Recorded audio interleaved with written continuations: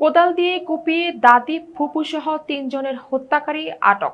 প্রতিনিধি মাহবুব চিস্তি জানান, ফরিদপুরে কোদাল দিয়ে পিটিয়ে ও কুপিয়ে মাথা থেতলে আপন দাদি ও ফুপুসহ ৩ জনের হত্যাকারী ঘাতক আকাশকে আটক করেছে আইন শৃঙ্খলা রক্ষাকারী বাহিনীর সদস্যরা।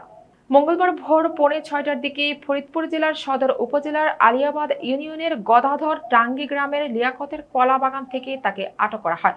এ সময় তার কাছ থেকে রক্তমাখা কোদালটিও উদ্ধার করা হয়। সোমবার রাতে ৩ জনকে হত্যার পর ঘাতক আকাশ পালিয়ে যায়। আজ দুপুরে পুলিশ সুপারের কার্যালয়ের সম্মেলন কক্ষে এক প্রেস ব্রিফিংয়ে পুলিশ সুপার মোহাম্মদ ইসলাম এ তথ্য নিশ্চিত করেছেন। তিনি জানান, পারিবারিক নানা কারণে হতাশা থেকে সে এমন ঘটনা ঘটিয়েছে বলে প্রাথমিকভাবে ধারণা করা হচ্ছে। পরিবার ও গ্রামবাসী তাকে মানসিক ভারসাম্যহীন দাবি করলেও গ্রেপ্তারের পর তার আচরণে এমন কিছু বোঝা যায়নি বলে জানান পুলিশ সুপার। এই ঘটনায় আকাশ মোল্লাকে আসামি করে নিহত কাবুলের স্ত্রী কোহিনুর বেগম বাদী হয়ে কোতোয়ালি থানায় হত্যা মামলা দায়ের করেছে।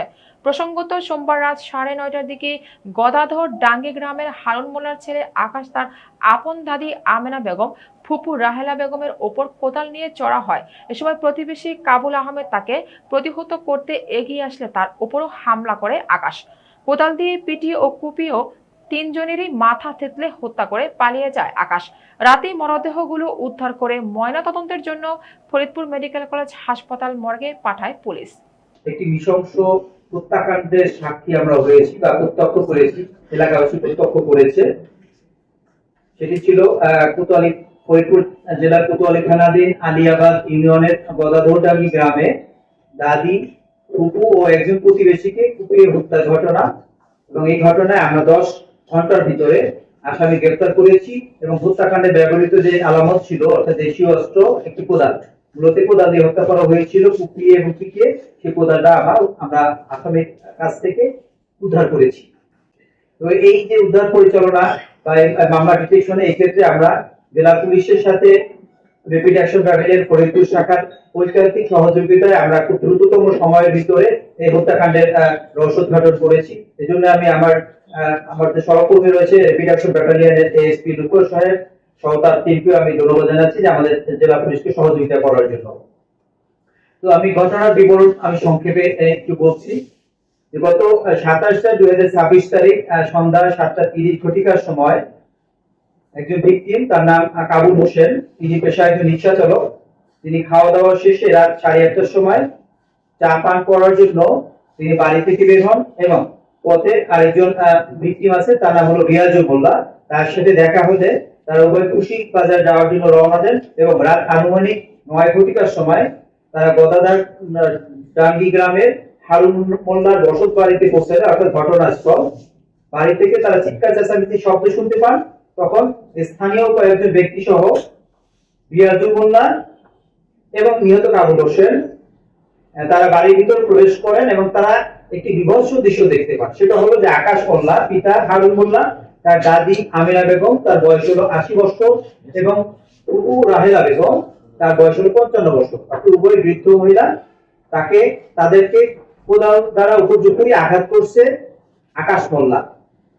এ সময় নিহত কাবুল হোসেন ডাক চিৎকার করলে আসামি আকাশ মোল্লা তার হাতে থাকা কোদাল দ্বারা কাবুল হোসেন সহ উপস্থিত যারা ছিলেন তাদের উপরে আঘাত করে।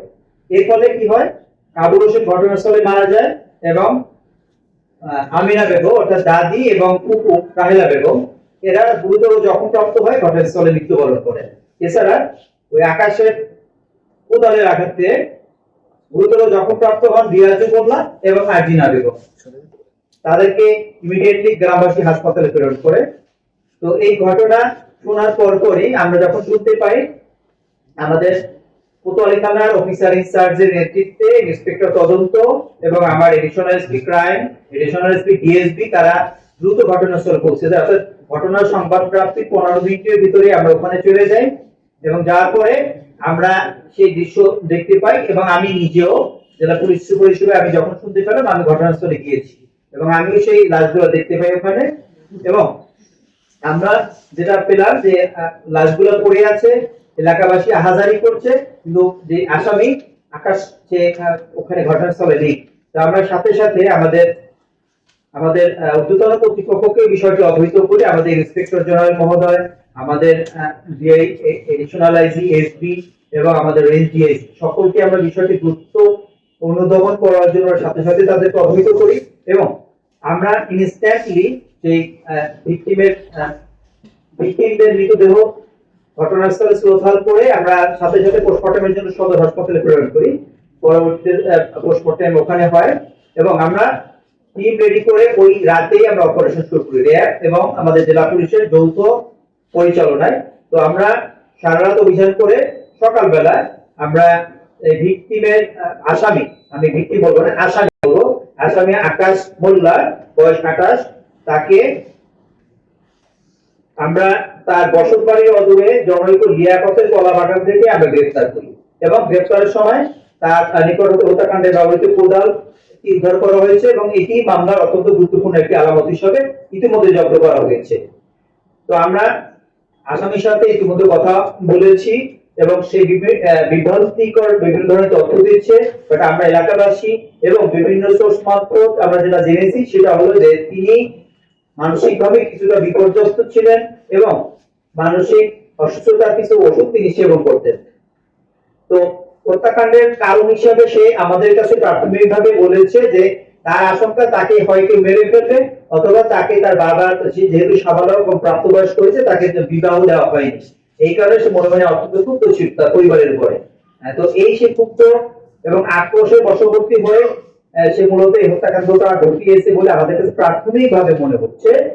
এবং আমরা আরেকটা জিনিস জানতে পেরেছি সেটা হলো যে এই আকাশ মোল্লা সে মূলত একটি হাসপাতালে চাকরি করতো, টিবি হাসপাতালে, এবং বিভিন্ন কারণে সে বিগত বেশ কয়েক বছর আগে সে তাকে ওখান থেকে চাকরিচ্যুত করা হয় এবং এরপর থেকে সে মূলত এলাকাতেই থাকতো এবং এলাকাবাসী তার সম্পর্কে ধারণা হলো যে সে একা চলাফেরা করতো এবং সে সবসময় অ্যারোগেন্ট ছিল, অর্থাৎ সে আক্রমণকারী হিসাবে সে সবসময় এলাকাবাসী তাকে এড়িয়ে চলতো এবং সে একা একা চলাফেরা করতো।